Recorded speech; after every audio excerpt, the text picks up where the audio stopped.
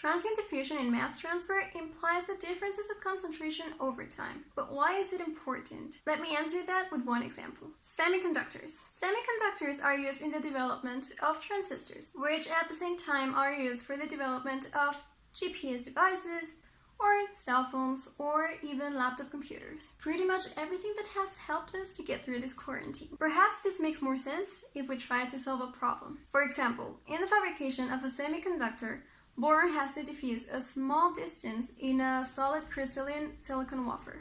The concentration of boron at the wafer surface is kept constant, but we have to obtain a certain concentration at a depth of approximately 2 micrometers from the surface of the wafer. Now, we have to keep in mind that this process has to occur within 30 minutes, and also the density of the silicon is given. Our objective is to determine at which temperature this diffusion process has to happen. Now, of course, the diffusion coefficient depends on temperature, so that's why we're given this relationship.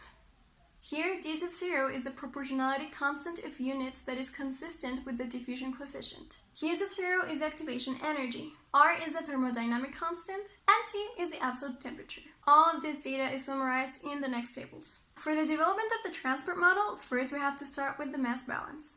Supposing that the process is carried out in an unsteady state, and that there is absolutely no reaction in the system, then we can simplify the equation with this one.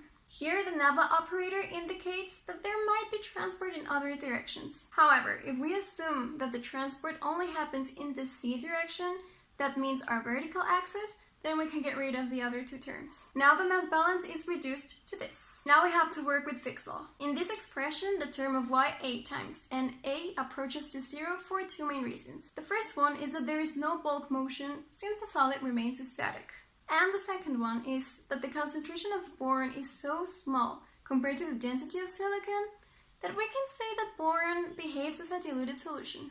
Now we can introduce all this expression into our previous mass balance. We have to also mention that the temperature and the pressure remain constant, and therefore the diffusivity coefficient and the concentrations also remain constant. So we get this expression. The silicon wafer can be treated as a semi-infinite medium. The diffusion of boron is so slow that for relative long distances of diffusion, the concentration is practically the initial concentration. Taking this into consideration, we can solve the partial differential equation by applying a Laplace transformation. Here, that cursive CA represents the Laplace transformation for the concentration function. Finally, by stating that our initial concentration is 0, we can have these boundary conditions in the Laplace space. The solution for the resulting differential equation in the Laplace space is the following. Our next step is to solve for t and obtain the inverse of the Laplace transformation. Don't worry, this you can find it in any math book. For the most general case, this is our resulting expression. With these initial and boundary conditions, we can proceed to calculate the diffusivity coefficient, which is our only unknown variable. By solving for the error function and introducing all the data given into the equation, we know that this has to be 0.966. The phi parameter was found using an Excel spreadsheet where we apply the error function to some phi values and then we saw which one corresponds to our result.